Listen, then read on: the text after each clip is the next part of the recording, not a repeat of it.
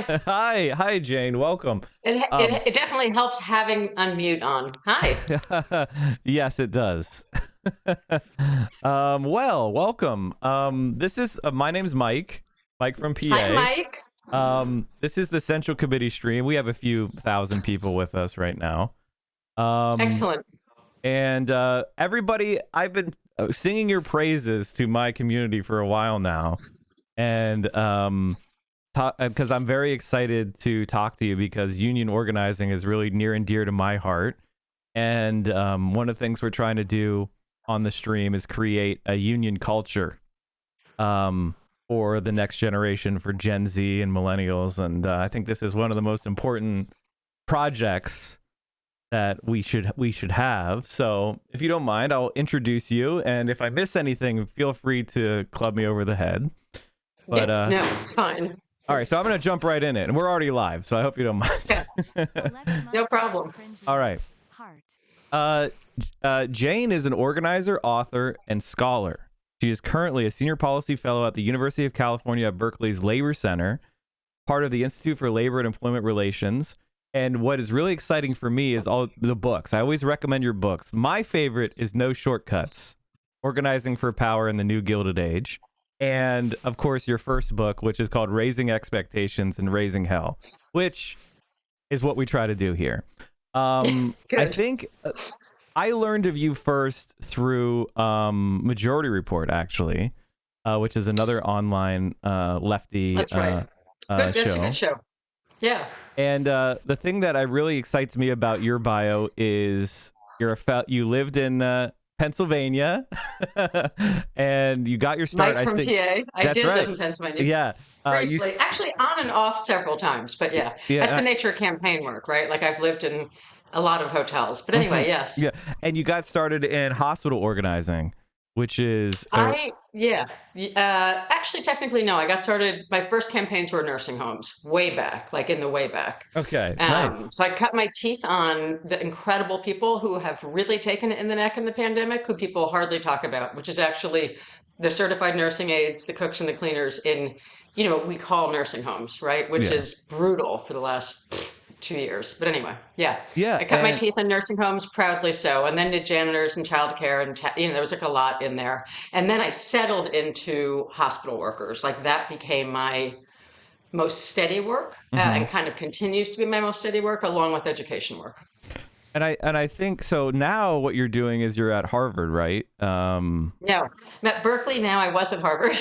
Okay. I got a really nice postdoc at Harvard and then a fellowship position at Berkeley, and both have allowed me to both continue to do a lot of serious kind of coaching work, in the field, and also give me the time to write more, right? Like I feel like I'm guessing your audience is quite a bit younger than me. And I feel like one of the reason I started to write books was just because I thought, I'm going to run out of time. You know what I mean? So I just need to spit out as much as I can to as many people as I can. One thing is working in campaigns with workers. That's like my favorite work, honestly. But if I can't do that, then I'm trying to figure out how to generalize the kind of lessons that workers and every organizer gets in a campaign. Like, how do I generalize that so that next generations actually understand what the hell organizing is? Which honestly, it's like almost a foreign concept at this point in the U.S., in my opinion. Yeah, so. No, I couldn't agree more with you more. And this is one of the constant sources of frustration for me, I have to admit, because if you don't mind me telling you a little bit about myself so we can understand each other. Please do. I do know about you, but please tell me more about you, because I want to know more about you. I come from a union household, as many Pennsylvanians do. And my father was a member of AFL-CIO. And it was he was formerly a military officer, and then he became a union guy. So I got a very interesting eclectic mix of views that happens in America. And but the one thing I learned was, like, our life was due to the union, and I learned class consciousness and the struggle between workers and management, and who owns us and who does the work. And it's been, my goal to always, whenever I met someone new, I always had this kind of union culture. I actually got in trouble on this platform for talking about scab lists, which is a practice that some unions have of keeping track of people who work as replacement workers. And yeah, that's a good list to have, by the way. Exactly. But anyway. Yeah, and so creating that union culture has always been really important to me. You know, I ran for office back in 2014, fresh out of law school, and got my teeth wet in organizing electorally.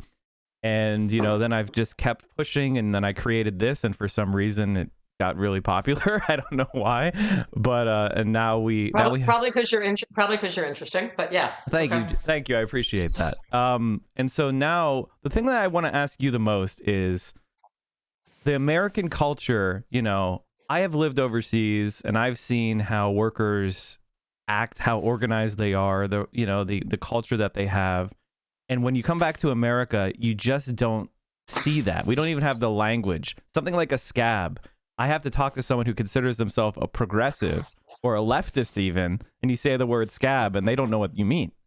How do we build that kind of like union culture again? Like what's a strategy that I should pursue with my audience and with people that are interested?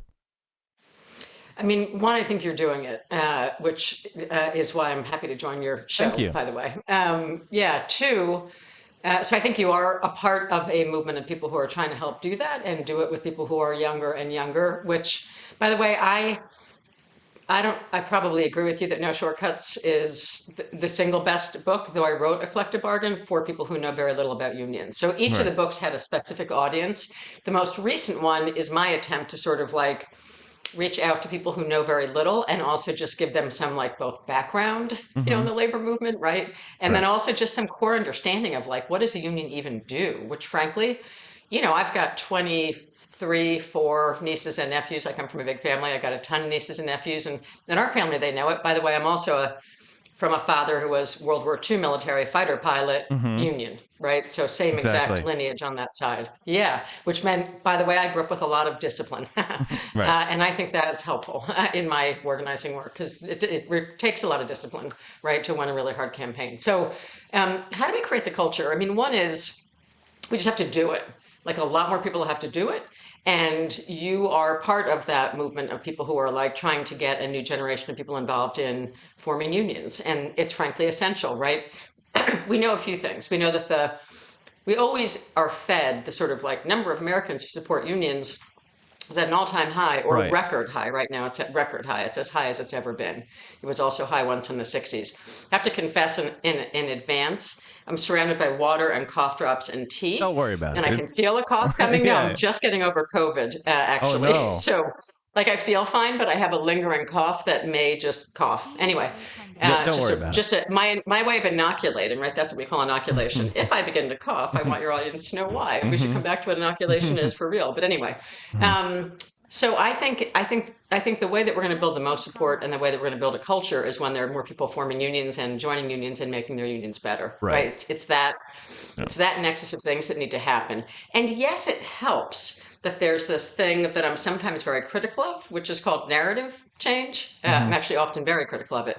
Not because we don't need it. We do. And I think when you use the word culture, and you can check me on that, but like I assume that part of what you mean about the culture is that there's sort of the soft work happening now, I would call, where I would sort of describe it as sort of the soft work is sort of narrative change to me. It's like making it more comfortable for people to talk about unions or class struggle or even knowing what unions or class struggle means. But I think at the end of the day, it's going to take a hell of a lot of organizing of people forming new unions. And I think that anyway, I mean, we can go in the direction of where that should happen, but I think we need a lot more people doing it in order to act like we have to rebuild the muscle in order to actually rebuild a culture that respects working people, the values that we have, and what we bring to the table in this country, because it is a time of just,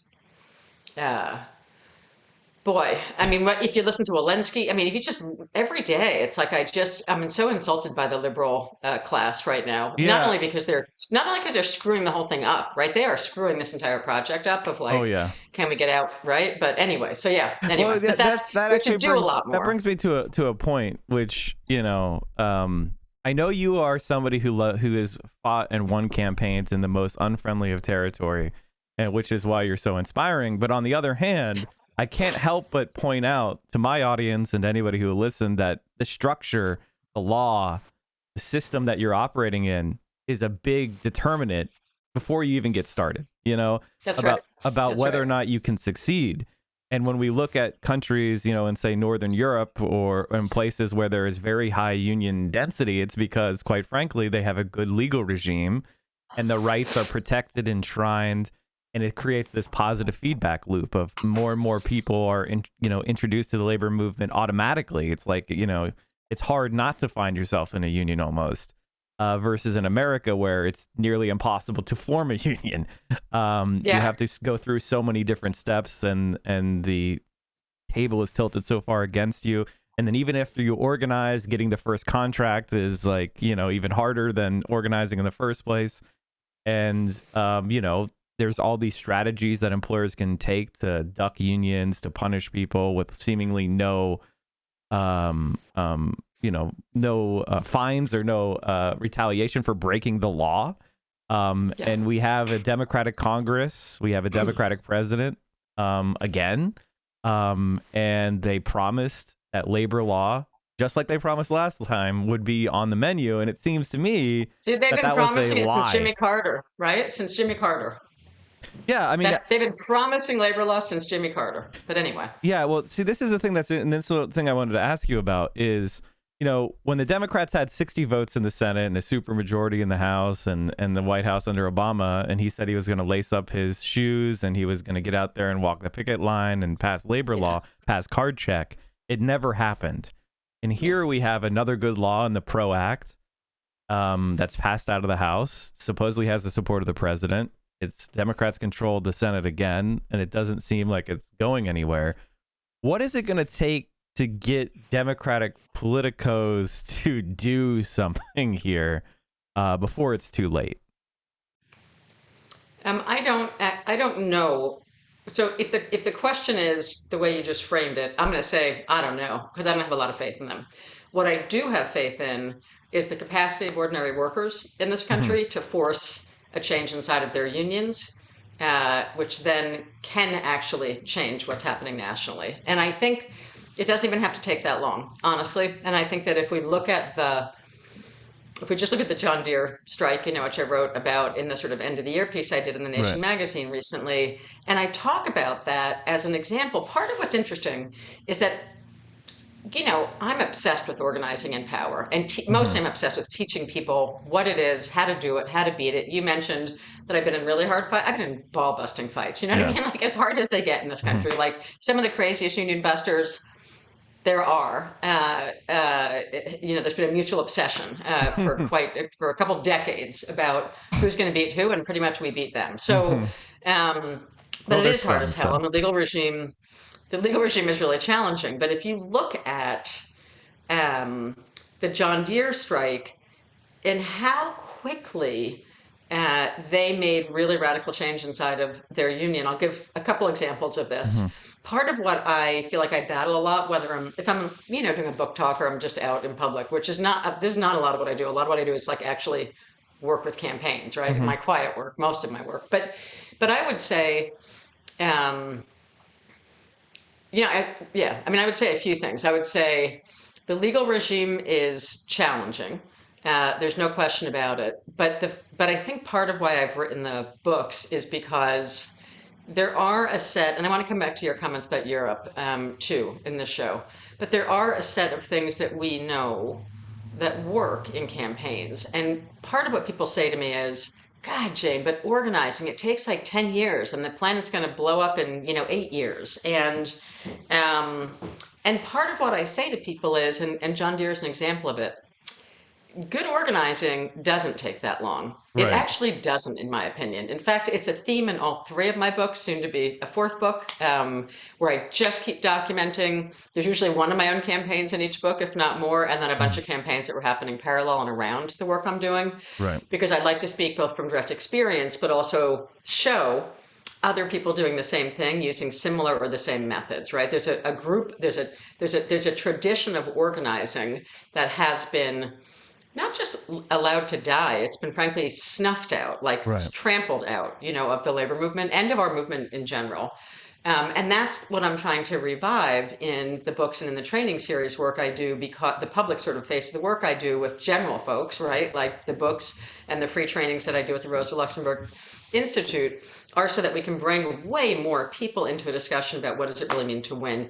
And I always start off discussions by saying, if you do this work well, you can do it very fast. And I really mean that. And I think that looking at John Deere and seeing how quickly they were able to start a discussion, to like make a discussion about two-tiering contracts, which if people aren't familiar with, we should talk about. But like Yeah. they changed the narrative. They introduced a discussion, changed the narrative. By the way, strikes change narrative like nobody, right? Like they just got so much good attention.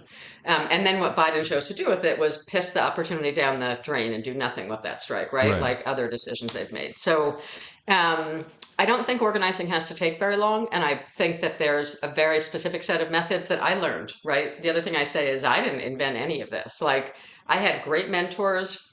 I was trained by terrific organizers. I like latched onto them like a dog on a bone and would not let go, until they taught me like everything that they knew. And I've just continued that work. And the tradition I come from is one that people get apprenticed into in campaigns. So for me, the Right. challenge has Exactly. been, how do I apprentice 10,000 or 20,000 or 100,000 people at a time, right? That's like what I'm trying to do with the big online training programs that we're running now. It's just how do I expose way more people to the core concepts and the core methods that I was apprenticed in those tough nursing home fights, Right. right? Like 30 years ago, for God's Well, sakes. Anyway. you brought up so many good points, and for me, obviously we covered that John Deere strike very extensively, and to remind Yes. everybody, they won the strike. They got an $8,500 signing bonus and 30% raise over the next 3 years. And so, it was a big win, and they did it through direct action and staking a hard line and heightening the contradictions between management and workers, and just pointing out, like, we're making more profit than ever. How come we're not getting a raise like the CEO is? That's weird. We're the ones providing the value. What's going on? And Yeah. when they stuck together and they fought for each other, they got a big victory. One of the things that I want to ask you about is exactly that, like the concept of like organizing. When we talk about the culture, for me, it is about supporting a union. Even if you're not in the union, you can support those workers because you expect if when you go on strike, they're going to support you. The concept of solidarity, right? And the concept of like what a picket line is and respecting that. And when we talk about nursing organizations, you often see these traveling nurse ads for working as a replacement nurse for, getting paid hundreds of thousands of dollars. If they could afford to pay a scab nurse hundreds of thousands of dollars, why are they fighting against these nurses to get, cost of living adjustments? What is that? So how do we create, do you have any tips for how we can start teaching those concepts of solidarity and, frankly, becoming fiercely pro-union, whether you're involved in the fight or not? Yeah. I think at the root of it is the core concept of helping people shift from, first of all, it's organizing runs really hard against like the dominant paradigm or culture in the US, which for the last 50 years. Now I'm going to say for the last 50 years for a reason, right?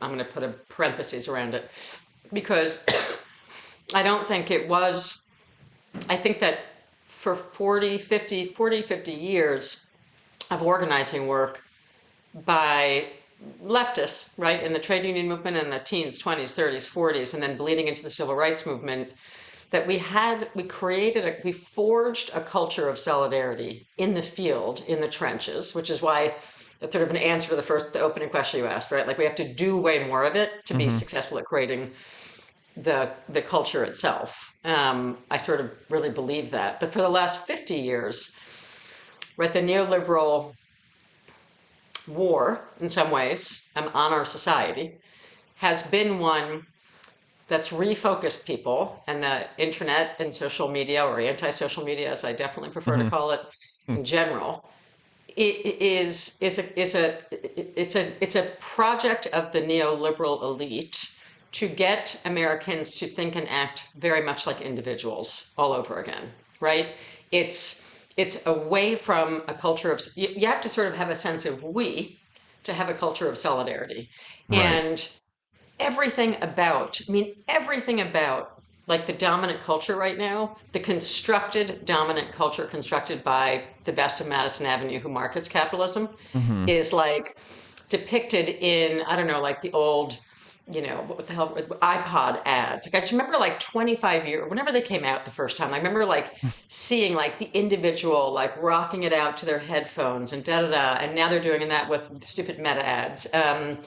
And all of it is about like going into your tunnel alone to relate to the world, right? So I actually think the first challenge is about, which is why some of the mutual solidarity organizing that goes on around some of the disasters can be very, very progressive, or can be very boring, honestly, or just not leading people to get the idea of collective action. So I think the first challenge is how, and this is what I am, one of the things that I'm so disappointed in the Biden administration about, is not using the pandemic to do a meta lesson for the whole society, this one, the US, let alone the world, which would have started with us breaking the vaccine patent if we cared about the world, but and just giving it to everybody, which clearly we don't. And so now I got COVID and everyone else is going to have it and whatever, is that in the debates about the masks, like I felt like when the mask debate began, before even the I won't take the vaccine debate, right? Because that came later. But when the lockdown started, I thought to myself, this is a tinderbox for right-wing populist organizing, right? And it's proving to be that all over the world. We saw huge marches in France, huge marches in the Netherlands, like there's huge marches in Germany yesterday. There are huge right-wing mobilizations happening as a result of this pandemic that we're not dealing with at all. But what Biden could have done, just like what he could have done on the John Deere picket line and chose not to do, is actually use this pandemic. I can't think of a better excuse. It's better than climate change, because climate change is just more complicated for people. Right. Is use the pandemic to reteach America, like at the human level, like what it means to not act like an individual and what it means to take responsibility for your community, your workplace, and your family. So that work is still in front of us, and I think as progressives, whatever role we play in the movement, that opportunity is there for all of us, right? I mean, basically, no one's going to save us. Like I'm almost, it's not even right. like saying I'm disappointed in what Biden is doing is almost like an after. It's like, of course, you know what I mean? What do we don't have you say something that I think is true all the time, and I believe, which is, if you don't have a strong movement, they're not going to move. Exactly. Like our movement is not strong enough to force the kind of accountability that we desperately need right now. But where that's going to come from goes back to the John Deere strike, and strikes like that. So one of the things that, first of all, I couldn't agree more. And the Biden administration, this is why we fought so hard against him. Like, listen, let's be real. That's just exactly what I thought was going to happen. There was a brief period where I had a flash of optimism. But was the moment they didn't pass the child tax credit, make it permanent back in March, I was like, oh yeah, this is going to, why would you want to have to pass the same legislation twice? Again. That's so stupid. You must be trying to fail. And once that happened, I was like, yeah, they're not doing shit. And they've done even less than I thought possible, One of the things I know that is near and dear to your heart is, fighting for a minimum wage increase. And this, if you can explain to me, I can't understand the calculus here, because the last person to raise a minimum wage, his name was George W. Bush. How can we have two Democratic presidents and not raise the minimum wage? I don't know. I don't understand how that could be possible, but it is. That's the world we live in. And so one of the things that it really is interesting to me is talking about. Oh, I'm sorry. Look what I just did. Whoops. Okay. Is this culture, the culture of fighting for things like right now, you talked about the Democratic Party and the liberal establishment. Right now in Chicago, we have Lori Lightfoot And it seems to be the Democratic administration turning against the teachers union. And far be it from building this lesson of solidarity and, civic duty, it seems the complete opposite is happening, which is I, for the life of me, and maybe you can explain it to me, cannot tell a difference between Joe Biden's COVID policy right now and when Trump was saying slow the testing down. What is the significant material difference between Joe Biden's policies right now and Donald Trump much earlier in the pandemic when he was saying, hey, it looks bad because we're testing? Isn't that exactly what they're now doing, except making the policies worse, like lowering quarantines, yelling at teachers to go back to work no matter what the condition of the pandemic is, and kind of just they've totally captured public health authority. Now it's like we got to do what's good for the economy, which is not the role of a public health official to make those determinations. How do we like it seems to me that the liberal establishment is totally divorced and fully divorced, and COVID is the kind of divorce papers being signed from the interest of the working class. Like, they don't give a crap. They don't give a crap that 800,000 plus Americans are dead, and they're screaming for us to go back to work. Can you how do we recapture that working class when it seems like no one cares at all? It is truly. I guess I was going to say astonishing, but I'm not really astonished by it. The behavior. I mean, I say in the new book, in the chapter I wrote about the rebuild of the Los Angeles teachers, right? But both of my last two books had like a big focus on reform work going on in the education union. So first in the shortcuts on Chicago teachers, and then in the new book on the LA teachers. And I talk about the moment where it's 2019 and everyone's screaming that we've got, actually 2018, it's urgent, right? According to the National Democratic Party, it's like urgent. There, 7 seats, we can pick up 7 seats in Orange County, which of course Los Angeles is all around Orange County. Right. And the Democratic Party is like, there's 7 seats to pick up in these crucial midterms, to reject Trumpism. And 7 of like those pickup seats were in and around where all the LA teachers, live and work. Yes. And the Democratic Party was literally in one mouth demanding that the unions go all out, in greater LA, right, to help with that fight. Money, troops on the ground, boots on the ground, people, everything.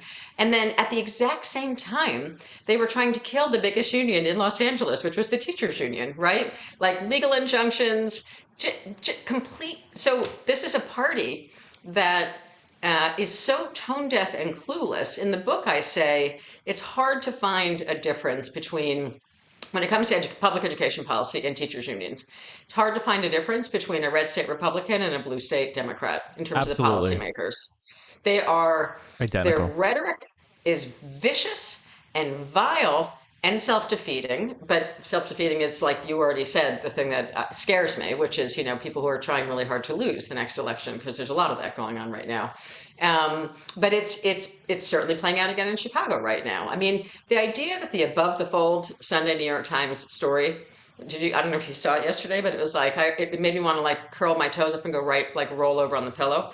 It was, basically this rap that it's the Chicago teachers, which we've heard from a lot of so-called progressives too, not just liberal elite, by the way, in this case, that the reason why the Democratic Party is losing elections is because of teachers unions demanding safety in the classroom, right? It's like, it's the most offensive. It's extraordinarily offensive. The idea that the rap is that to decide you don't want to die personally is selfish, right? That's the framing of it. And then secondly, the idea that we're going to just paper over that the current administration is completely flat-footed on the testing regimen, that they went all out on one strategy, which was a vaccine. They did absolutely nothing else. They got behind the idea of a vaccine as a singular strategy. I mean, I'm sorry. That's right. If I'm a strategist in a war, and I consider the pandemic a war, if I'm a strategist in a campaign, right, the first thing I do is build a war room. I mean, if you're a good organizer, the first thing you do when you're going into a tough fight is you literally build a war room. That's a physical space, like an actual politics is space. War by other means. Like, it's the same stuff. It's a struggle without using violence. That's it. Yeah, That's but all. so it's like that's why I mean I use the word war room and I talk about being the daughter of a fighter pilot and military discipline because I think it's like weird. Like sometimes with liberals, people are like, "Ew, why are you using war language?" And I'm like, "It is a war. We are in a war. These I people have been think in a class war against us forever." You know what I well, mean? it's funny you say that because that's exactly my background. Both my father and grandfather were fighter pilots, and that's exactly where I feel that separation from other liberal. I don't call myself a liberal, but from liberals is that they have this like aversion to conflict. It's Yeah, constant avoidant conflict avoidance. It's almost like their top priority is how do I avoid a fight, yeah, as opposed to how do I win a fight. yeah. And you mentioned that because Pennsylvania politics has every type of politics in it. So I feel like I've really learned a microcosm of It's the true. states. And one of those things is you have those deep blue Democrats, which are the most anti-teacher union politicians in Pennsylvania, matched only by some guy from Forest County, where there is no Democrat in 500 miles, right? And Right.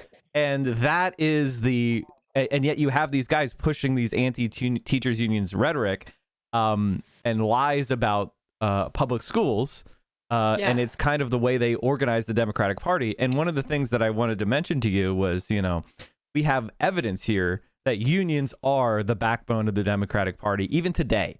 Even as the Democrats Absolutely. stab them in the back, we know that when Absolutely. right to work passes, for example, that is That's right. corresponded with I think it was a 3 to 5% decrease in Democratic vote share versus Yeah. a similar situated state that doesn't have right to work. No So, question. There is no question. and in my work in local politics, and this is a thing that has always troubled me, and I don't understand how we change the narrative here, is unions are a key source of Democratic money at the state and local level, much so more than social media organizing or individual donors. It's often labor that gets your state legislator elected, right? Yep. And yet when those Absolutely. same people get elected, they don't deliver anything back toward the union. And it's Yeah. created this dissonance between the rank and file and the politicians that the labor elite says to support and does support. And then you go to the rank and file, and 50% of the carpenters are voting for Donald Trump. That's right. So how do we, how do you explain the fact that the Democratic Party doesn't, or our political sphere doesn't seem to line up with their own incentives electorally and policy wise? Like, how do we Now I'm square this starting to circle? like write. Yeah, I'm like the problem is I'm starting to write little notes because I'm like you're bringing up so many things, I'm and I sorry still for have rambling. Germany I'm a written on it. terrible I have interviewer. Germany from 3 pages back, 3 post-it notes back. But anyway, on this one, I want to say two things, and I wrote them down really quickly in response to this, which is there's a huge need for political education, rank and file political education inside the trade union movement, right? And part of what I try to Right, exactly. say, like to your point about the carpenters, and I come at it. My people come from the carpenters, so this is like very familiar to me. And the building trades, right on my father's side, fire, boiler makers, carpenters, laborers, between the McAleveys and the McFarrishes, Right, all men in the building trades, right? Come from Scotch Ireland, come through Prince Edward Island, right into all the building trades in the late 1800s. So, right. and that continues, right? My nephew, my whatever, like we have a lot of family in the trades. So, I would say a few things. One is the need for political education is huge, and how we do it. Why I wrote in the Nation that I was so angry that Jen Psaki, which doesn't, I don't want to blame Jen Psaki. She takes orders from the president, right, from the administration. Yeah, So I'll blame her. when they said that they were going to be neutral in the John Deere strike, and I almost like fell over and vomited. Right? I literally was like, you couldn't make a worse political decision. Like massive political education. You got from what I hear and what I read. Right, I was not on any of those picket lines, but just observing and reading every day. We had at least a good proportion of them were Trump voters. Of And so course. the fact that Biden chose to ignore a gigantic strike with 10,000, more or less, demographic that's challenging for the Democrats for good reason because we moved all their damn jobs out of the United States, but like that they walked away from like 10,000 more or less swing voters if you look at them that way in swing states where all they had to do was to go to the picket line to pick off someone supporting Trump on those picket lines from someone supporting the Democrats, is have Joe Biden put on those cute little dark glasses, go onto that damn picket line, and like give a rip-roaring speech about fairness and injustice and what's wrong with this country. And like, if he had done that, he could have pulled a bunch of those guys, right, in my opinion. So with the Carpenters, I won't describe which regional councils. They've all changed, sadly, in the last few years, but I've worked very closely with some of the regional councils until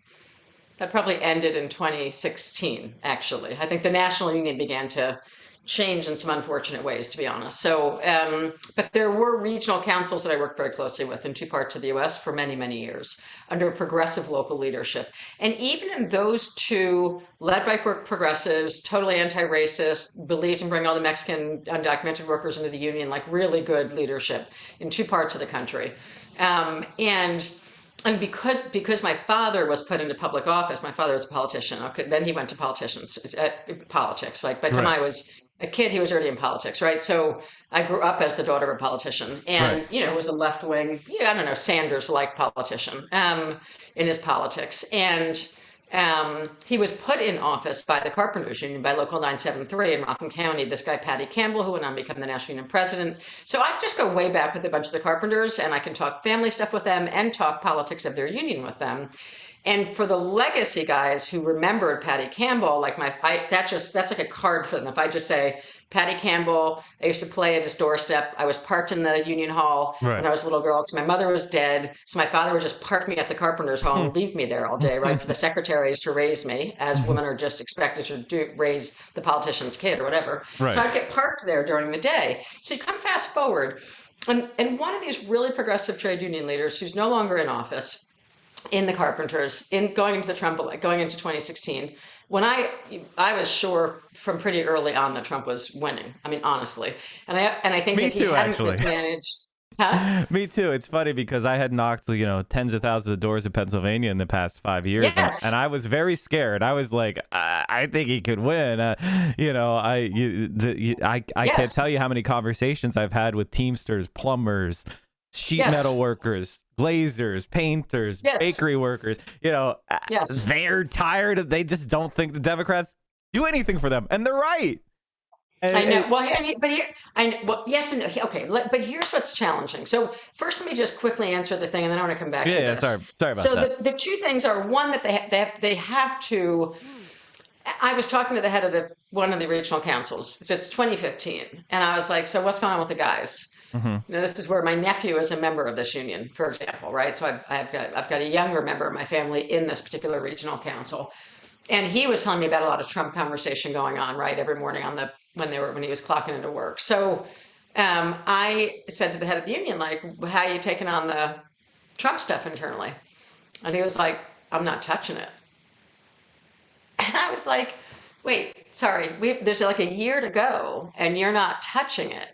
And he was like, nope, I'm not going to touch it because it's going to cause too much internal dissension, right? So part of the problem is we have these ridiculously risk-averse, even good people who are super risk-averse from a strike, they're scared of their members, right? If you're scared of your own members, that's a fundamental problem. And a lot of trade union leaders just want to get reelected and they're scared of their members. So one, we need a ton of political education, and it is best done through campaigns and struggle and picket lines and strikes. So if I was, in charge of the universe right now, we'd be just that strike nonstop. And I don't mean general strike. When people do that, it's like, oh, stop. We can barely run a strike of 300 people in this country at this point. So we need a lot of strikes. I'm glad to hear you say that, because this is what, not just do a quick aside if we could, because there's nothing more cringe-inducing for me is, when I go on Twitter and somebody tweets a picture saying general strike tomorrow. Yes. And I'm like, and they're like, you better not work. You better not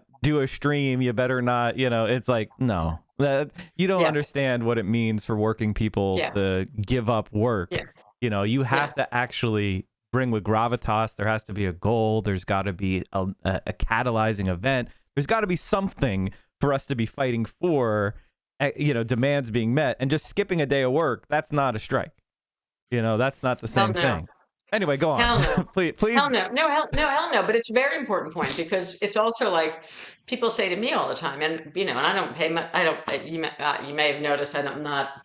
I don't spend my time. I mean, I finally conceded I'm on Twitter. It's like I don't do anything else. I've never had a Facebook account. I'm not like I'm mostly just at work. I just work. I just work because I think get that. Yeah. we're blowing the planet up. But it's like when I go onto Twitter too, people will do it to me all the time, like general strike, and it's like, are you effing crazy? Like first you learn to crawl, then walk, and then you can run a marathon, right? It's like so people. I think it's a good impulse, but people don't understand really how hard getting to that point is. On the other hand, if you're skilled and you get trained up, and this is really important, it isn't that hard. That's my point. Like this is the thing about that there is discipline, there is method, Right. but we're very far from the idea of a general strike. We've never even had a general strike in this country. We've never had a general strike. We've had many general strikes in key labor markets at key moments. And if we did that again in 2022, we probably could save ourselves from the inevitable losing of the House and the Senate. But will the trade union leaders or the Democratic Party have the balls or the cojones or whatever it is to like actually realize? I know. I'm sorry. So, okay, that's one thing. But going back to the political endorsement thing quickly, I wanted to say a second thing, which is something that I believe in very strongly and practice, is open endorsements in the union. So the way most unions work is some either president, on her or his own, or some executive board.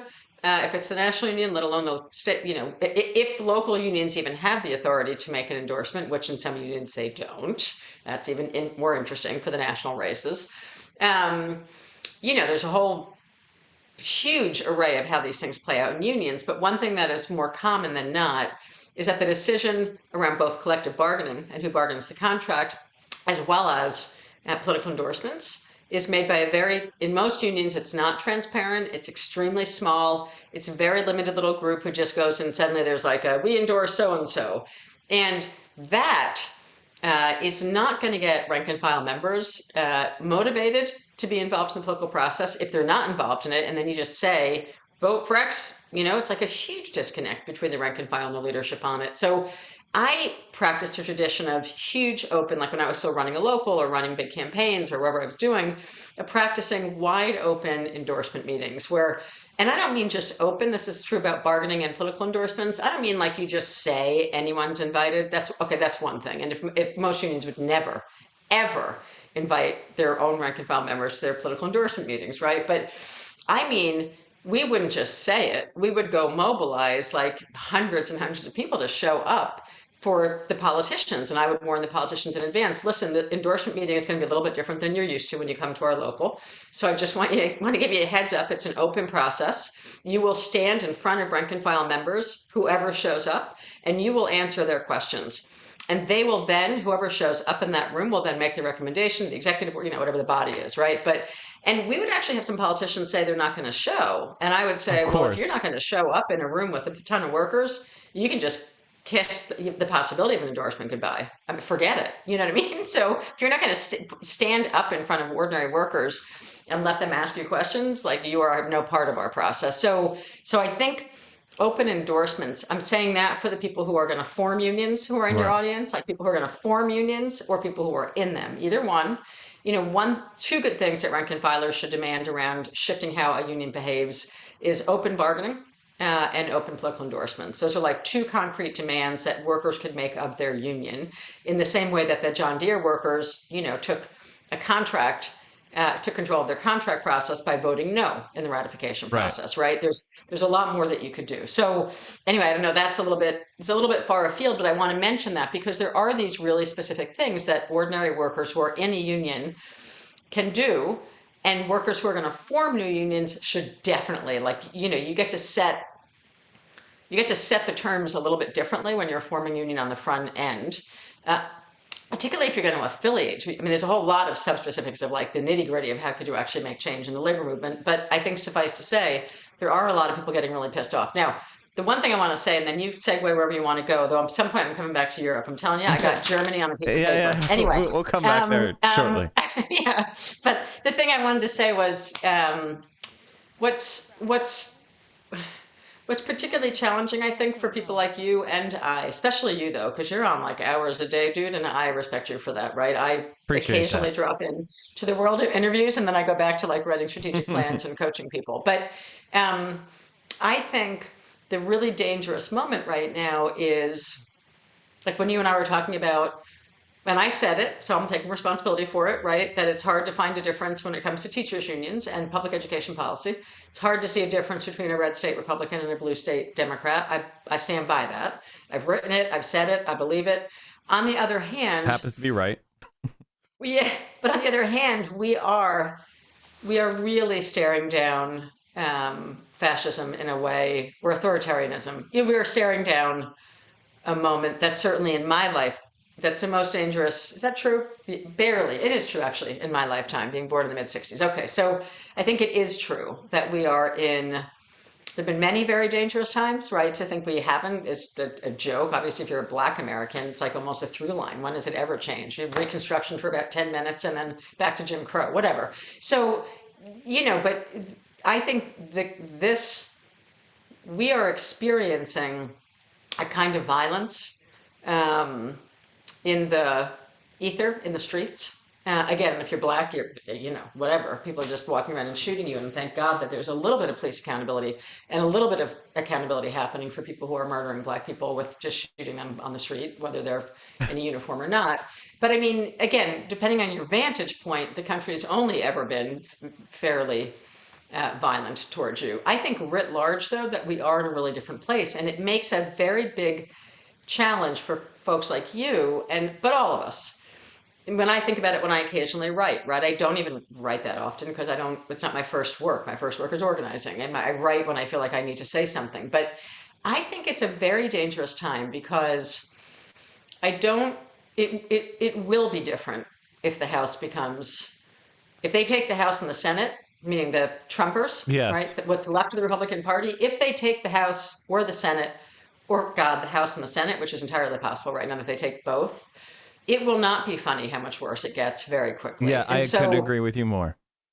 that's hard, right? That's tricky for us because when I'm talking about public education policy, Jesus, I mean, the Democrats need a Well, really serious course correction. But well, for anyway, the yeah. purpose of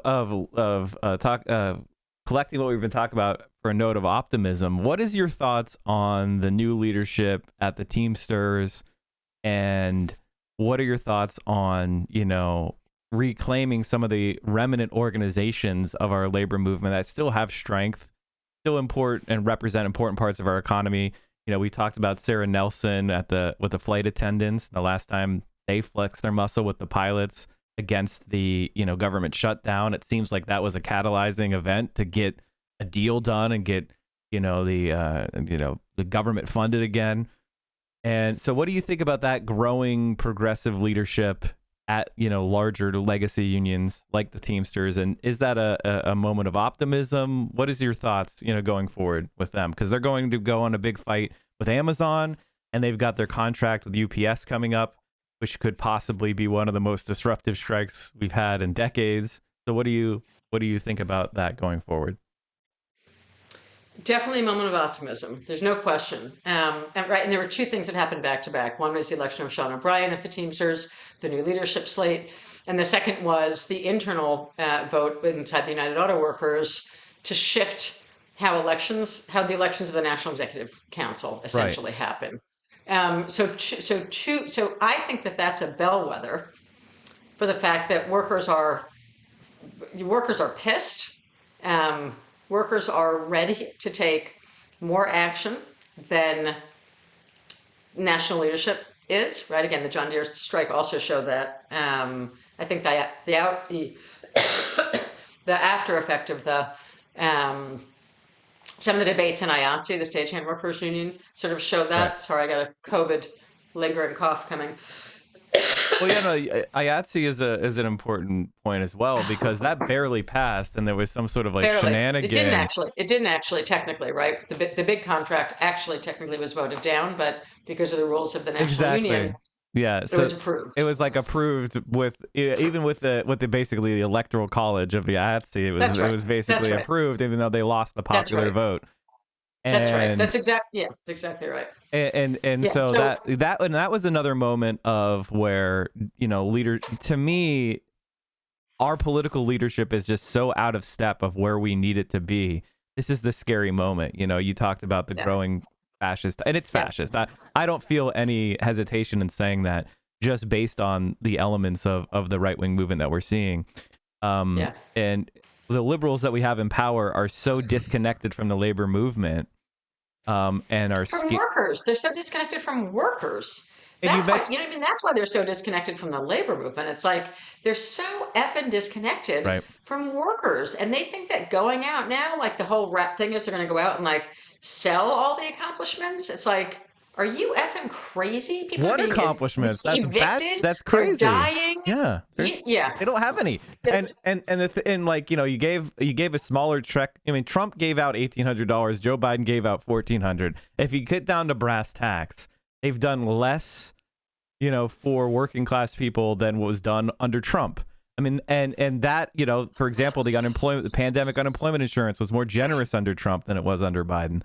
They did the child tax credit, but they had problems even explaining to people what it was, and then it got canceled, so it's gone. You're not going to be able to, this one axioms I have is just politics is not what you've done, it's what you will do. And what will they do? I have no idea. I see no reason to vote for the Democrats. And the thing that scares me the most is the Republicans have a promise, and it's totally utopian and bullshit, but it's just basically, we're going to go back to normal. We're going to vote for us. We'll go back to normal. We won't teach your children Marxist critical race theory, and we'll go back to before COVID. COVID's not a big deal. Now, that's a crazy lie. But, Joe Biden has no plan to solve this. Joe Biden has no ability to solve these things. And so we have this situation of just a complete disconnect between what we need to have happen as far as leadership and what they're actually doing, which is running away from their base. Yeah.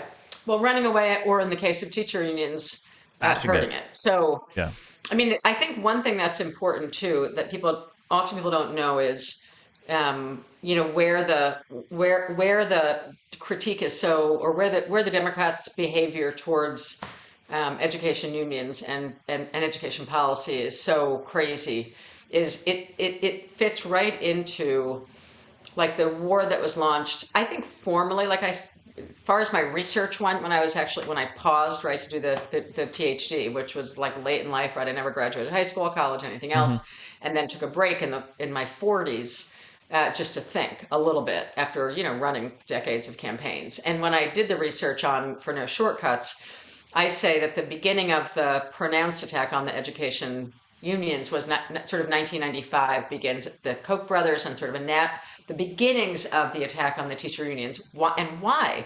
Because they understood that they had essentially functionally wiped out the private sector unions, and that now it was time to go after what was left of unions, which is in the public sector. Right. And very importantly, the single largest unionized base in this country is teachers and the education union. So we know that the reason that the right wing is going after them, they are actually trying to destroy what's left of the largest single unionized workforce is female, often women of color, in the education union. So the right wing has a bullseye on them for one reason.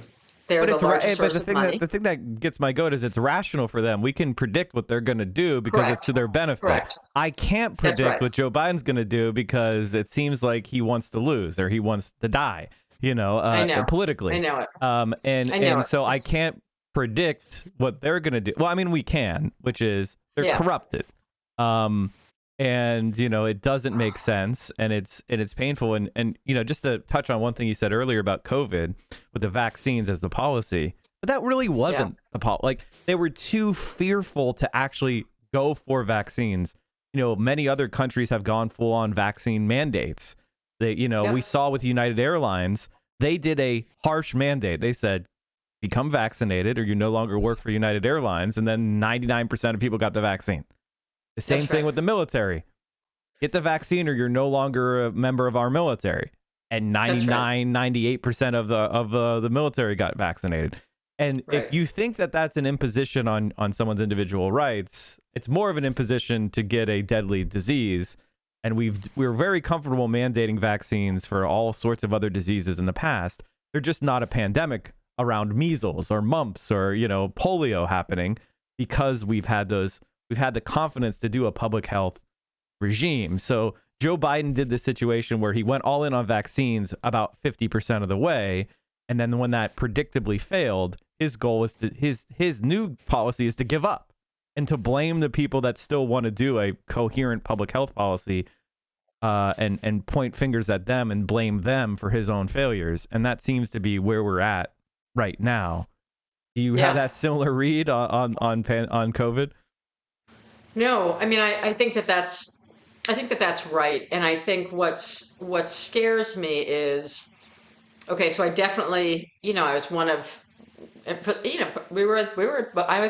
reason I was sure, actually, not thought, I was pretty damn sure that Trump was winning in 2016 was because I was running a campaign in Pennsylvania, and we were on the doors with the swing demographic in Philadelphia, which was white women in the suburbs and black women, basically black people in the city of Philadelphia, right? So this was a nurses campaign, 7 hospital campaign. And, on the doors every day, you as an organizer, one thing that you learn in any hard fight, right, where there's polarization, which is all this country is now. So like having been a union organizer for 25, getting freaking old, years, means that I'm really used to watching highly polarized campaigns. That's all we ever have. Like, people are like, well, how do you deal with polarization? I'm like, but how do you not? Like, in any really hard fight, you have really serious polarization going on inside the campaign. We've got union busters, and now we've just got union busters. If you aren't polarized, it's not something important you're fighting for. I mean, like, quite frankly, like, there's nothing seriously at stake if people are not fired up about it,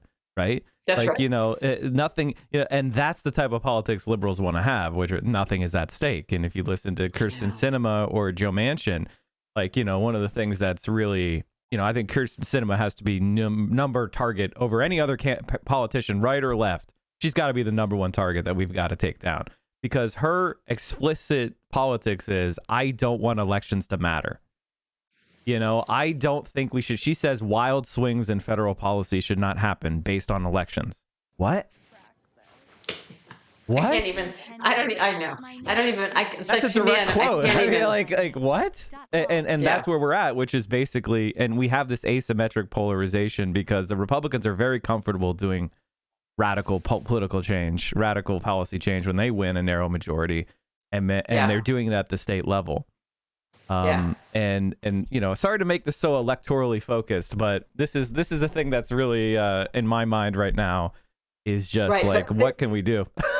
Yeah, but I think it'd be good to go back to the root of this a little bit, because, again, part of what I think is that change can happen quickly. So I think that's hugely important. Like, I think, especially when I'm talking to young folks,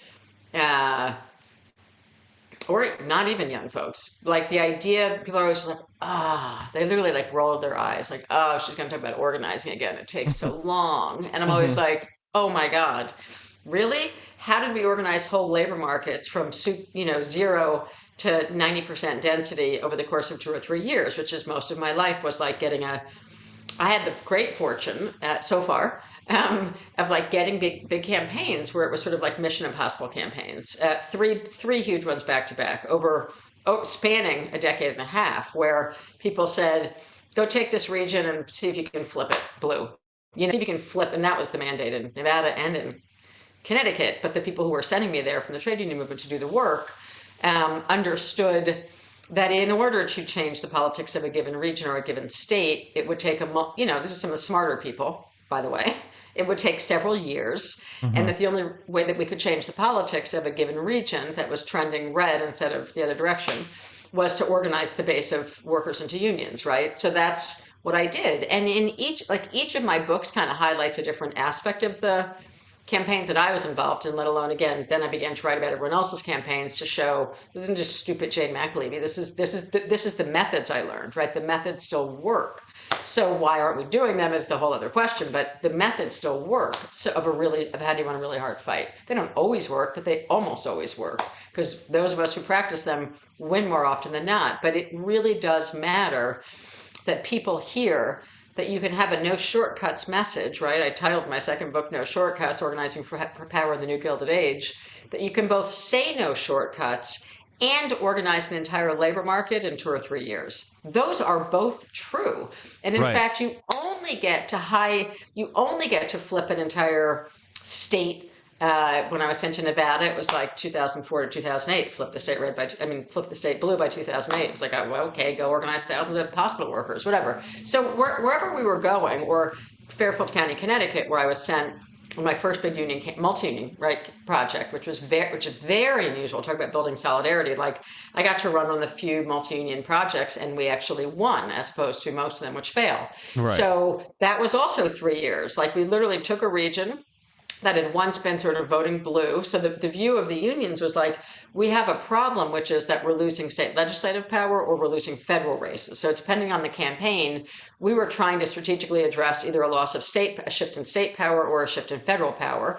And in each case, we understood there was no way to change the outcome of politics unless we changed the base, right? Like, who literally was the base of people Right. that we could then mobilize for an election. So I can say, because I've done it, it's like, that's what gives me the chutzpah to say, this is totally possible, right? And if I'd only done it once, if I only had the pleasure of doing it once, I'd be like, well, that's not really enough of a evidence base, right? But the fact that most of my life has been going in and helping workers with very sharp, very clear campaigns overcome really intense, oppressive union busting campaigns and win, and then win great contracts, and then flip city councils, is because they go in order just like that. Exactly. And the right wing knows it about unions, and the Democrats don't.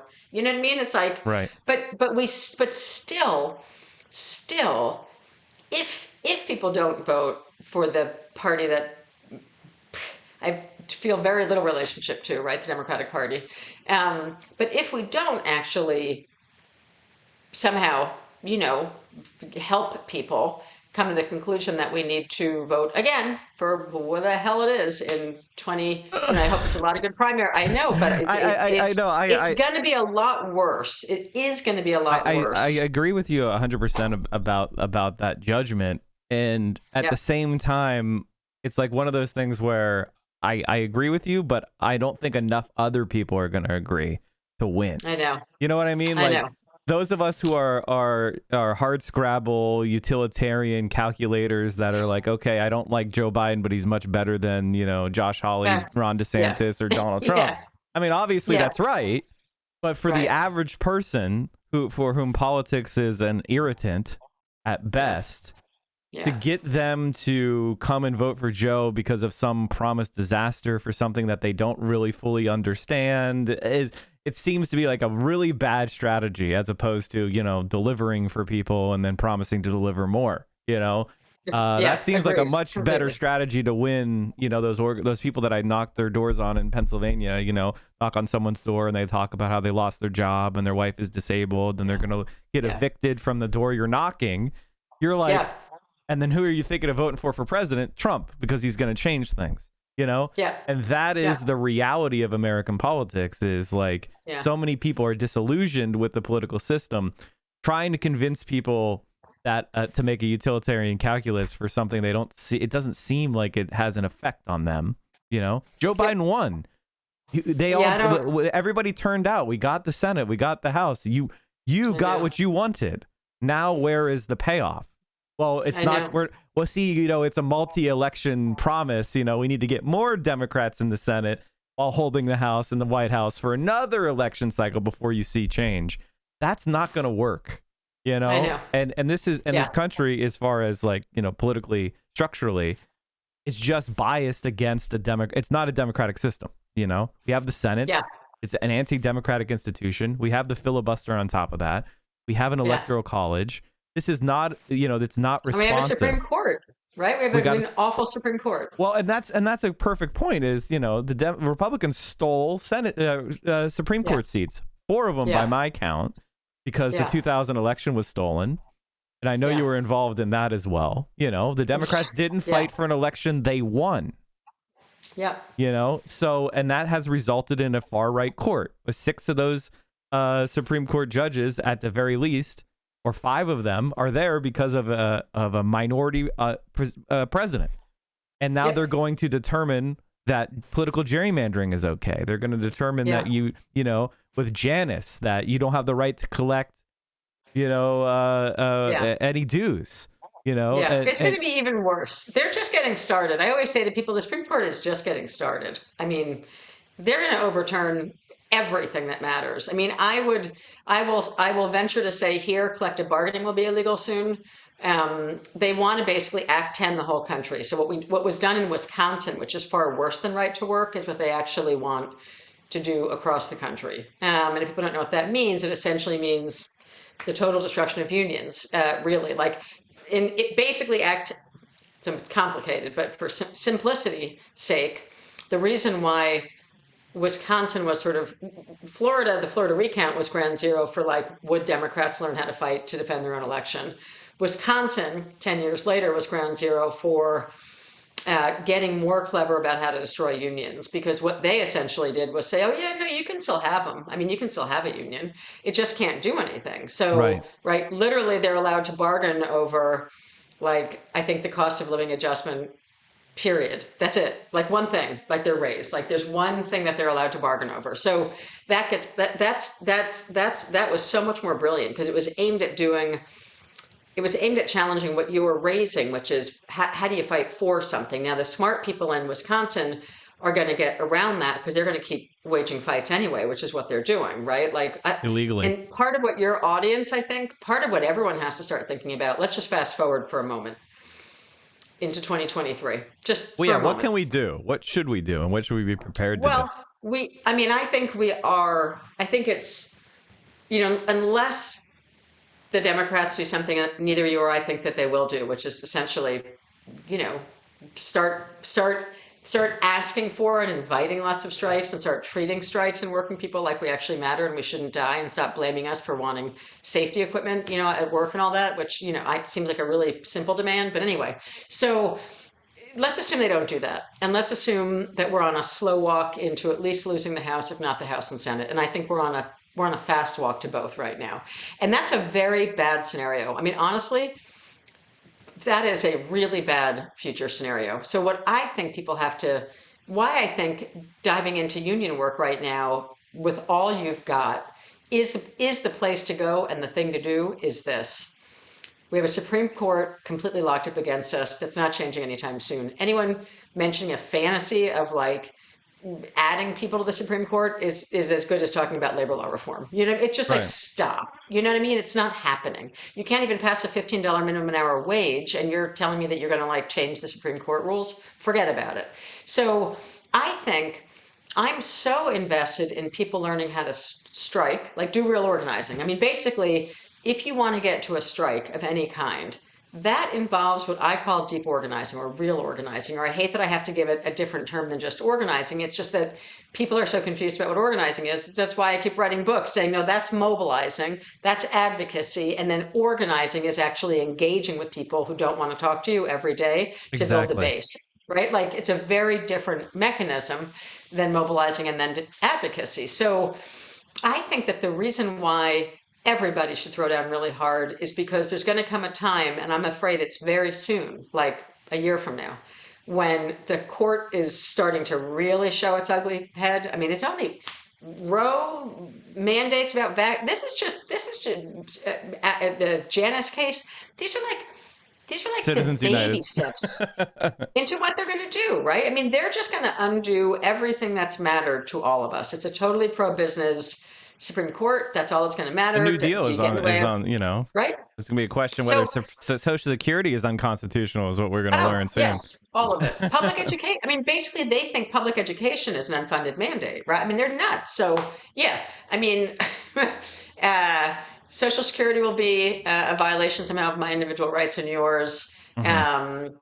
Collective bargaining, they're definitely, I mean, in Janus, if you were really reading it, and if you listened to all the arguments, which actually have someone who was in the room, came out of Janus and said to me, oh, this wasn't about dues. This is about 3 or 4 years from now. And the precedent was set in Janus, just like each Knox v. Tennessee. There's a whole series of decisions, and if you follow them, the real argument in the Janus case was them laying the framework to simply ban collective bargaining and say that collective bargaining is that de facto collective bargaining is an affront to individual rights of every worker. So Right, that's because you where have they're the right going. to So collective. Yeah, because your freedom to contract has been that's right. restricted That's right. because you have to collectively bargain instead of you being That's able to right. negotiate your own deal. Your And own that's it. individual raise, because that works Exactly. so well for most And people. Yeah. that is an imposition. Well, that actually reminds me of something that might be a hopeful note from the past, which was the Red State Revolt, which is why I think teachers unions are under such attack. And it doesn't surprise me that the Democrats are joining in. Which was, these, I think were they officially wildcat strikes in Oklahoma and West Virginia, where teachers just said, I think this is 2018, 2017, where the teachers just said, 2018. yeah, we're not Yeah. showing up. We Yeah. want a raise. We want benefit increases, and good luck running your state without any teachers showing up. And it resulted in, and feel free to correct any factual errors I make, it resulted in Republican legislatures and Republican governors caving to the demands of these teachers who were organized in a way, who organized collectively. And it was full of a bunch of people who were, rank and file teachers who had voted for Trump or voted for Republicans in the past. When they got involved with their local union and they saw that the tension between their own ass and the asses of their coworkers and the Republican boot, they fought back and they fought on the side of each other. They joined in solidarity. And that seems to me like the future that we're going to have to resolve ourselves to see, which is the liberal establishment is decrepit. It has no plan. It's not going to deliver for us. So we've got to build those independent institutions and be ready to fight on the streets and look back at, the Cold Wars of the 30s, because that's where we're headed again, and get bloody minded, because that's the future, unfortunately, that we're going to be facing. Do you think that is an accurate read, or and if so, what do you think we should do to facilitate more actions like, the Red State Revolts that took place in West Virginia and Oklahoma? Yeah.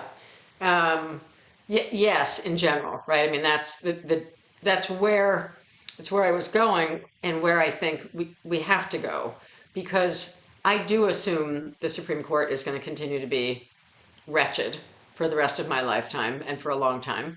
And I do assume that we're going to lose at least one house, if not both, which means the only way that workers are going to exercise power in this country is by walking off the job in strikes, which is part of why I keep saying people really have to throw down and learn these skills. It is not enough to have wishful Whether it's thinking about illegal or not, strikes.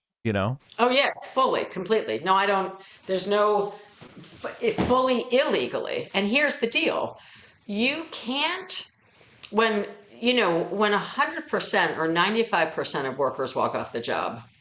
It's very hard to discipline them. So when I am teaching people in the online free courses we teach, right? So it would be good if you link to them for your audience at some point, because it's free, for God's sakes, which is crazy. Free, it's heavily subsidized, I should say, right, by Rosa Luxemburg Institute. So is that on your website, Jane? It is. McAlevey.com? It is, okay. Yeah. And we're just announcing the new series, which will kick off on the 10th of May. It's a 6-part course. People have to come in groups. Like, we don't allow people to come as individuals because, frankly, you're not getting jack SHIT done individually, right? So there's a whole structure to it. You have to come as a team. You have to create a facilitator. We'll train your facilitator. Like, it's at this point, 2 years into it, we're sort of getting the system down. It's in 12 languages. I mean, it's cuckoo crazy great. 10,000 people took the last course together, like 10,000 workers from around the world showing up on Zoom and taking a class together. I'm like, how do we do this? So it's beautiful. It's super important, because it's going to be our only choice. And if people don't learn what it takes to build, so when I teach, how do you build, what does a supermajority mean? How do you build a supermajority strike? How do you get supermajority ready to do an action that's going to be legal or illegal? When people feel safe, when there's safety in their numbers, like there were in those strikes that you mentioned. And I'm going to distinguish them a little bit, actually. West Virginia was much more successful, and Arizona, just in terms of the output, than Oklahoma or Kentucky or a number of them. And Right. there's a reason for it.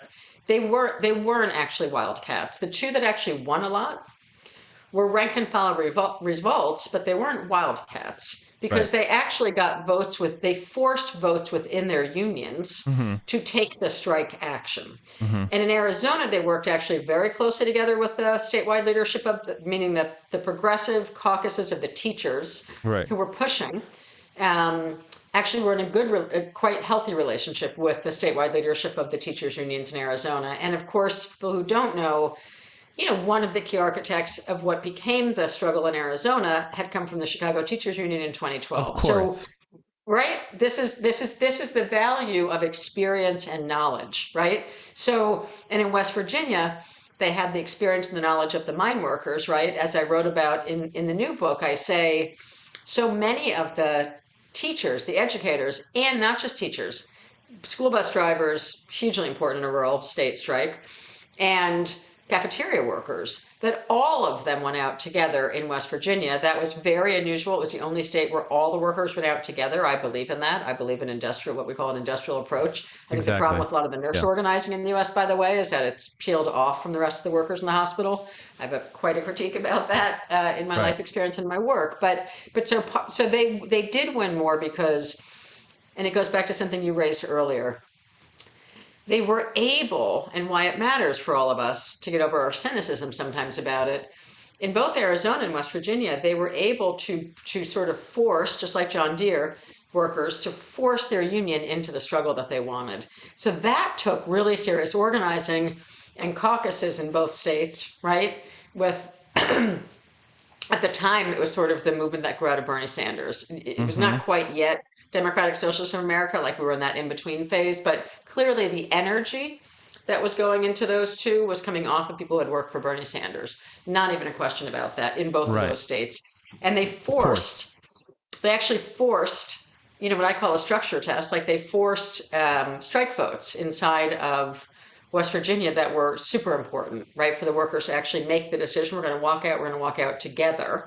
But that would not have happened without a sort of on-the-ground rank and file revolt led by some fantastic educators in West Virginia, right, and in Arizona. So we need a lot more of that, whether they're legal or illegal. I keep trying to say to people, fast forward, everything we do is going to be illegal, basically. Like anything that's going to be meaningful is going to be technically illegal under the Supreme Court we have, and assuming that we lose the House and or the Senate, and then, for God's sakes, the presidency.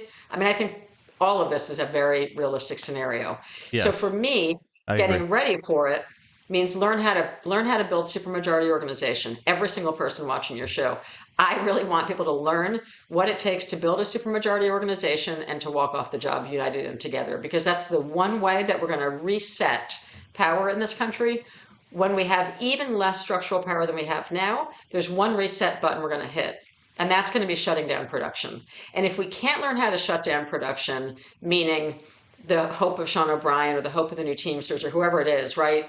And again, I wrote about this recently. It's like what the 17,000 academic researchers did in the University of California to form their union in December, mid-December, same time as the Starbucks vote, it's like a day apart, was that they threatened what was called a strike for recognition, which is how I learned to organize, which is very rare these days. And a strike for recognition means, you produce a majority of signatures on a petition or a majority of union authorization cards signed, supermajority, you need to do it. You go to the employer and you say, recognize the union, a majority of us want it.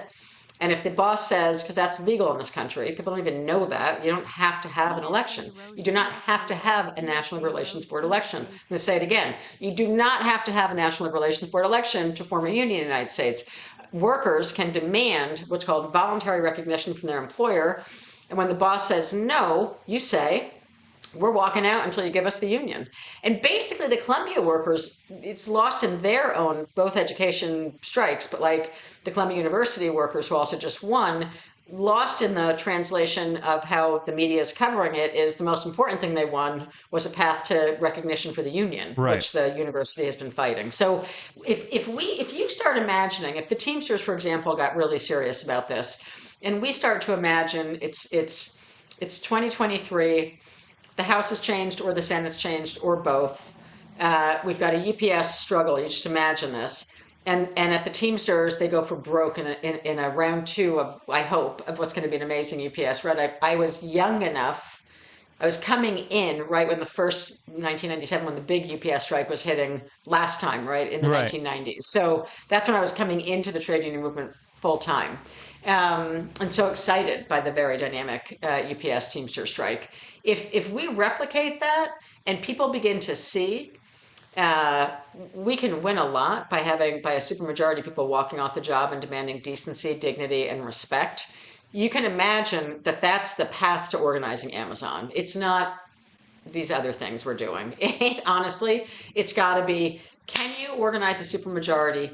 Can you get there? Do you know the methods of wall charting, what we call leader identification, how to do wall charting, how to do a structure test, how to have a successful organizing conversation? There's like 5 skills that we teach in our courses over and over and over to thousands of people now across borders, coming back to Germany, across borders, that actually work and are still working. And we're about to do a show.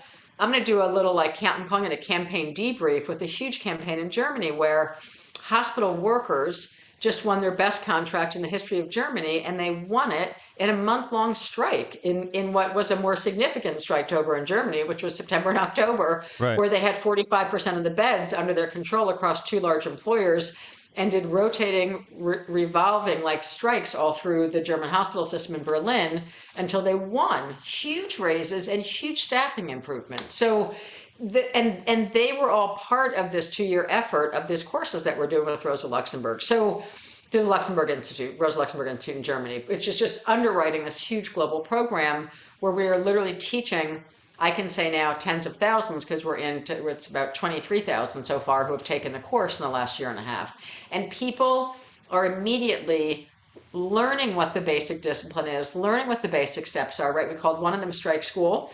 We called one of them Workers Rising. Like, we give them different names, but it's all a series called Organizing for Power, where we are like giving away. We're just giving away. How the hell do you do the kind of organizing that can get to shutting down production? Because that is going to be our only choice.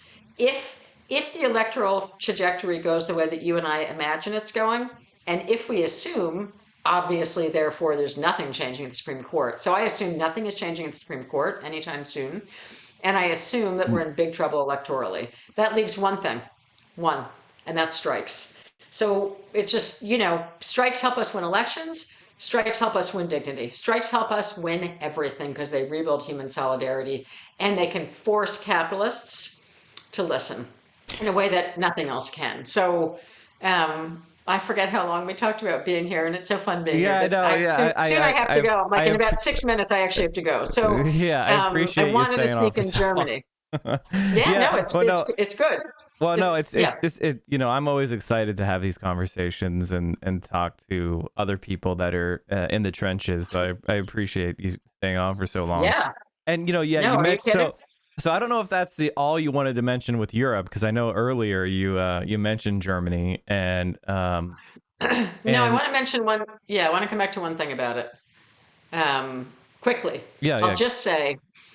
The thing I didn't know about you is that you had the law degree, so that's interesting. Or that you had the same lineage as me in terms of like fighter pilots and then trade unionists, right? But that's also new to me. But I think that part of what happens is there's a lot of assumption that, and I argue against this, right? In no shortcuts, I argue against it all the time, but that it's the legal infrastructure of the United States and how anti-union it is that leads us to have these pathetically bad standards. And exactly, so, and what I always believed, I now believe much more strongly, and now I have a lot of evidence. So the new book will have some of this in it, the next one that's coming, because I've been doing a ton of work in Europe for the last few years, like a ton of work with European unions. And I went in thinking, well, hey, they have, all these better standards. And my mother was Swedish, so it's like I've always been very connected to Sweden.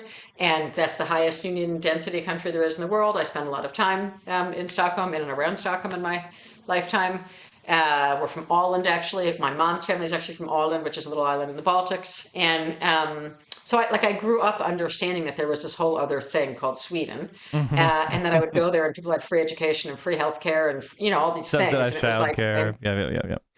all of it, Yeah. Yeah. everything. 2 years of maternity and paternity leave. 2 years. Yeah. My niece, who has a baby right now, she's off for a year, and then her husband's off for a year. It's like, anyway. So people have no idea, and it's like, oh, guess what? The percent of workers in unions in Sweden is 66%.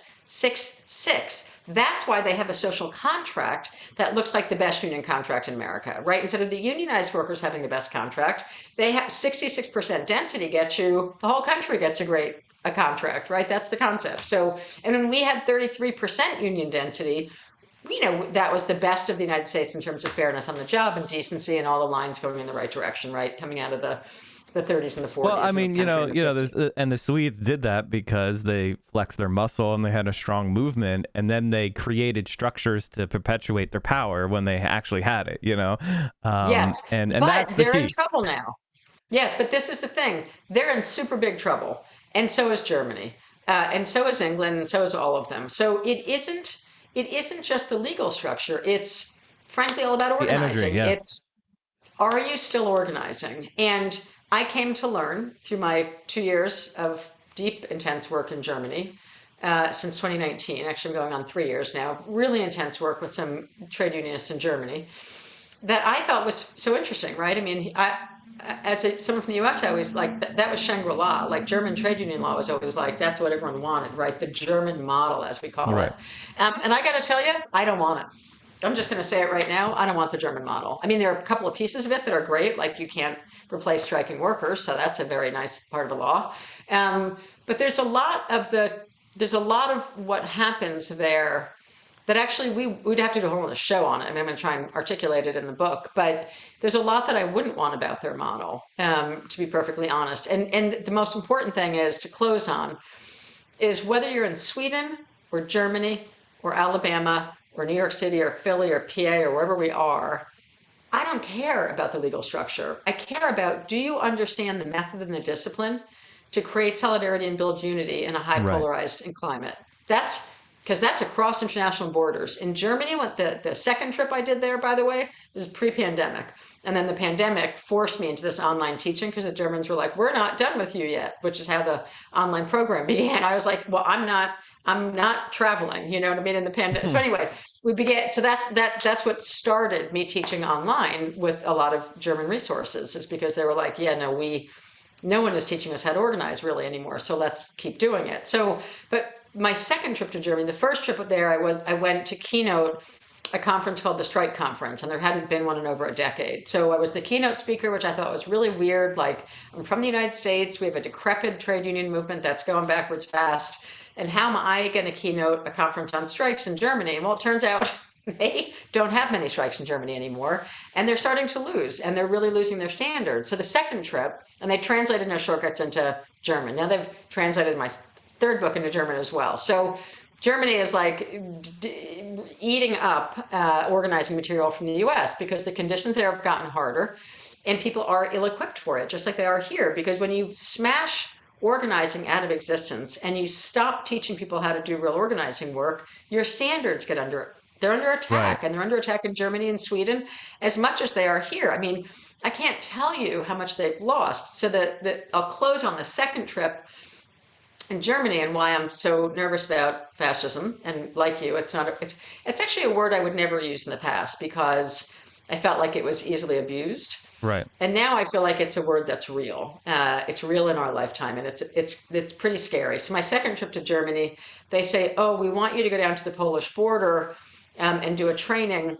And I'm not going to get into all the details of it because, again, most of my work, I can't get into all the details of it. But I was taken to the Polish border on the German side of it near an auto parts, basically an auto sector plant, where the training I did, I walked in and, I had my translator. I don't speak German. I speak Spanish and French a little bit, but not German. So I walk in, I have a translator, and the translator now is the person who's translated all of my books. So it's very convenient. Like I have one guy who knows all my language and knows what leader identification means or knows what structure test means because he keeps translating it for, right? So I walk in with my translator, who's really good.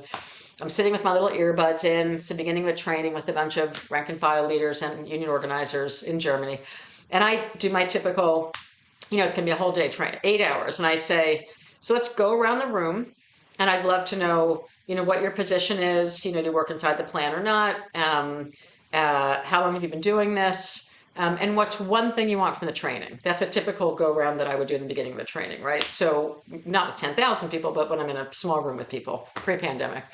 And the first German organizer to speak said, well, blah, blah, blah, I've been doing this work for 14 years, da, da, da. And she said, the one thing I want from this training, and the reason I came to it, is I hope that you're going to teach us how to have a better one-on-one conversation than the Nazis in the plant.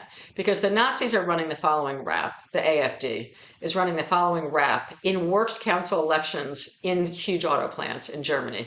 The rap is, the state has failed you, the German unions have failed you, and the only people who can save you are we, the AfD, which is the modern face of the Nazis in Germany, simplistically stated.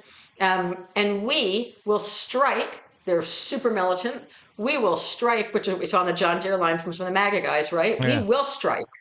So this is why three things really matter.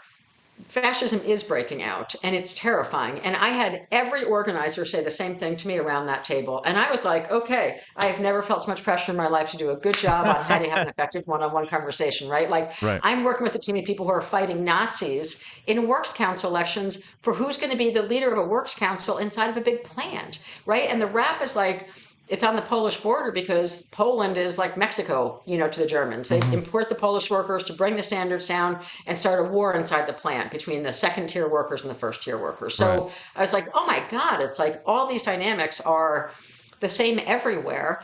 And it turns out how to have an effective one-on-one conversation, a good organizing conversation, is the same in Germany if you're going up against the Nazis as it is in the United States. So there's a method, there's a discipline, there's a way to win. We're doing free courses that don't get you everything, but they get you the basics of how do you actually learn the basic skills to do this. And your folks and everyone, I swear it, man, we're heading into a more dangerous terrain. And the one thing we have, the one asset we have, is most workers know, actually at the end of the day, I think that shutting down production is going to be a way that we're going to preserve decency or rebuild a sense of decency in this country. And really, people can learn how to do this. Really, but really, you can't just have wishful thinking. You can't just be like, I'm just going to call for a strike in my workplace and we're going to walk out. Like, that is not going to work. However, there's a set of methods and a set of disciplines that really do work. And for God's sakes, we're going to give them away for free for as long as we can. So I would encourage people to try and, I don't get none of us get anything from them. It's like it's a collective project to try and save the world right now. And it's a global training program. Right. So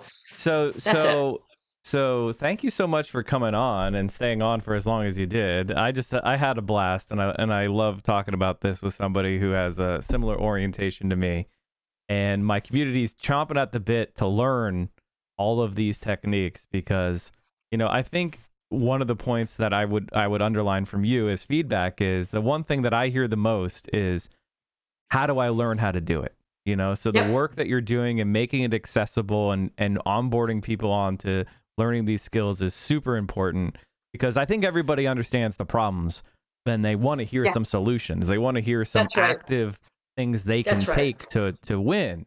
And I think we've all won the argument to the people that are here that we're off on the wrong track. And I think most Americans agree with that. What we need to show them is a path forward, a plan, and a reason to avoid despair. So thank you for being the person that is helping me keep people on that path to a better future. And if the mods could please spam the links one more time. I think we have your website and your Twitter right now. Check out your website. Is there anything else that you would like us to check out, promote, donate to, or anything like that? No, I think the Organizing for Power series that's what it's called. And the easiest way to get there is probably through my website, because it'll take you back there. We're just about to post where people can register for the new course. And people have from now until early May. to build their teams. Again, it's a team sport. So you have to go build a team of people and register together. So is that team, does that have to be people in the same workplace, or can it just be friends, or just a group? Okay. It doesn't. So we'll build a central committee. We'll bring a Mike from PA team, everybody. So if you're here, I'll go to one of these trainings, and I'll bring all you with me. Oh my God, do it, because you can bring hundreds. I mean, the UCU, like for the British Education Union, brought 500 people to strike school, like literally. So for every 500 people, we said to them, okay, well, for every 30 people, you have to name a facilitator, and then we'll train your facilitator. So get ready for that. I mean, there's responsibility. It's free, but there's responsibility that comes with it, because we're not interested in people can't just show up for one session and leave. It's a 6-part training. And we ask people to commit to all 6 weeks, and you got to come with a group, and there's going to be campaign practice in between, and we make it really real. So you can definitely do it across workplaces. The key is that you've got people to work with, because there is what we call campaign practice, which maybe would be called homework, but I prefer to call it campaign practice. Happens each week in between. So the sessions are once a week. Then we expect the group will meet to do some work that we will assign.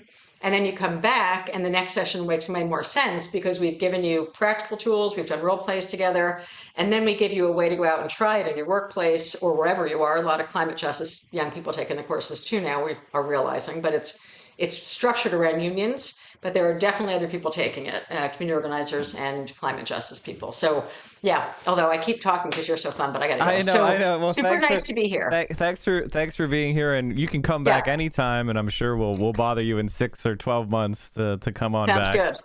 And thank you so much, Jane, for joining us, and it was a real pleasure. Take care. Right, have a good one. Okay. Bye-bye. All right, everybody, make sure you sign up for that. Make sure you sign up for the thing. Sign up for the thing. We're gonna organize it in the community. I hope you guys don't mind the interview going on long and us discussing so many things. Jane, the problem with a conversation with somebody like Jane is I agree with her on everything. So we're just gonna rap about how we're right. But the thing I love about her is as opposed to me, she actually has the connections and the tools that you need to get yourself empowered. So we're going to keep, I've always been a disciple of Jane. I've always really admired her. And honestly, she's one of those people that I would say is tough, really tough. She sees the writing on the wall that you and I see, but there is not an itch of doomer. It is, okay, that's the battle we're going to be fighting, She has that bloody mindedness. She has this doggedness. And because she believes one simple fact is that the workers control production. You have the power in your hands. Strip away politics, strip away bullshit, strip away propaganda, strip away, everything down to its fundamental core, which is you control your own work. You control your labor. And if we work collectively, nothing is impossible.